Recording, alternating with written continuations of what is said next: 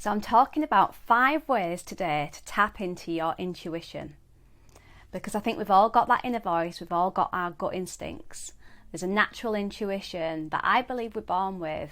Do you believe that too? I presume you do, otherwise you wouldn't be watching a video about intuition. But over time, society suppresses us in terms of it makes us second guess ourselves and start to not trust our own judgment.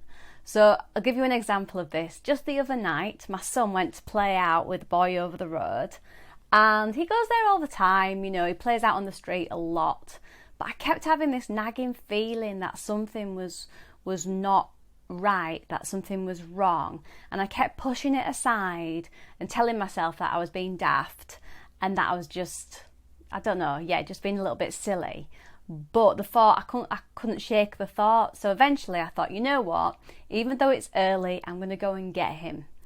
And I wish I'd have listened to that inner voice sooner, because he was in a bit of a state that night, to be honest. He was really scared because they'd watched a scary film, which was way too old for them, for sure. And it terrified him to the point where he wanted to sleep in with me, and he was really scared all night, saying, I can't get it out of my head, Mummy, I can't get it out of my head. And I was annoyed with myself because I had that instinct to go and get him, but I'd ignored it for about 15 minutes. And in that time, that's when he started to watch the film. So what about you? I bet there's loads of times in your life, or not maybe loads, but some times in your life where your instincts have told you something.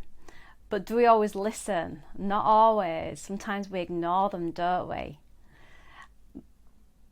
But it's important. That's just my dog. So, Lucky, shut up.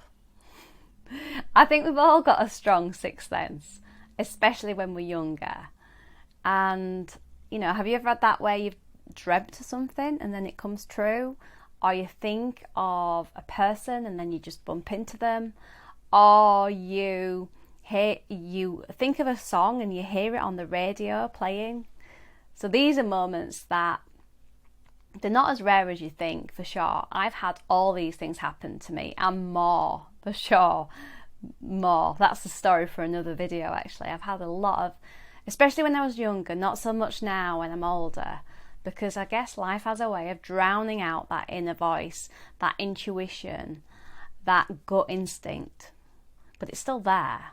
So there's just so much external noise, isn't there? Especially now as we're getting into this technological age of AI and social media. There's just so much noise. So that it's hard to really, we're less connected from our bodies.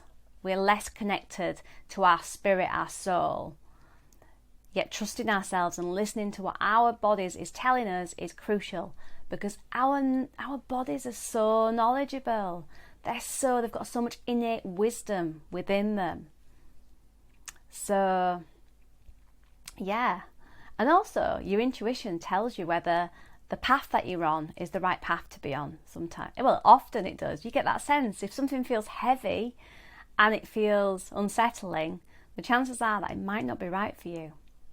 So let's talk about how we reconnect with our instincts and intuition, that voice inside us. So number 1 is to get some quiet time, some stillness. How can we expect to tune into what our body is trying to tell us if we are constantly busy, distracted? We need to have some downtime, whether that be taking the time just to sit in the morning with a cup of tea or coffee. Silence is powerful, and it's only the way that our inner voice is going to be able to speak to us. It's a little bit like if you meditate and then suddenly you get an idea or a thought, and it's like boom, and that's come because your mind has settled. So another thing is to journal, of course. I'm really into journaling. I'm a journaling coach, so I'm going to suggest journaling to get in touch with our intuition. But journaling and so many different tools is a really powerful way to connect to our inner voice, to that guidance that is within us. Because the truth is that we do know what is right for us. It's just sometimes we get lost because there's too much outside noise. The third one is to check in with your body, to really check in with how it feels.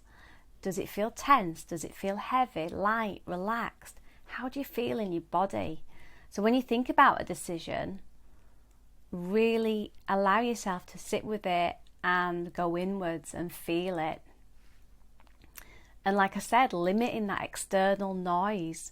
So having less time on social media, on Instagram, on Facebook, on God knows what, Twitter, on TikTok. There's so much, isn't there, these days? It's constant. You could be on it 24/7, couldn't you? But things like meditating, walking in nature, yoga, there's lots of different activities that we can do that can get us to help us go inwards. So here's some questions. When was the last time that you ignored your instincts and your intuition? And what was the outcome of that? And maybe think about a decision that you're making at the moment that you've been overthinking.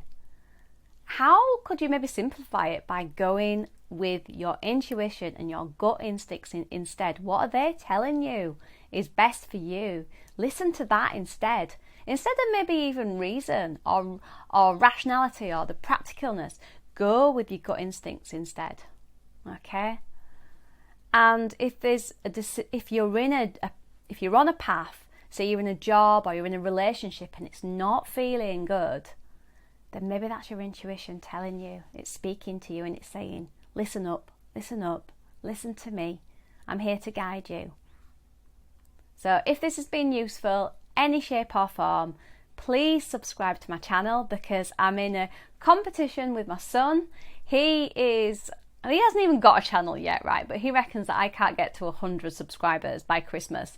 And he's going to set up, I think, his YouTube channel this weekend. So obviously it's not a level playing field. I've literally got 20 subscribers at the moment, so we're not exactly setting the world on fire. But it's early days, it's the beginning, so I would love you to subscribe to my channel, and what you'll find is I'm posting videos on self-discovery, on transformation, change, practical activities for self-discovery, journaling, coaching, therapy. That's my bag. I'm a therapist. And so you can find me over at kateholdsworth.com and you can join my 21 days journaling challenge. Right, lovely. And once again, just a reminder to tap into that intuition of yours. Listen to your body, yeah? Because it knows what's right for you.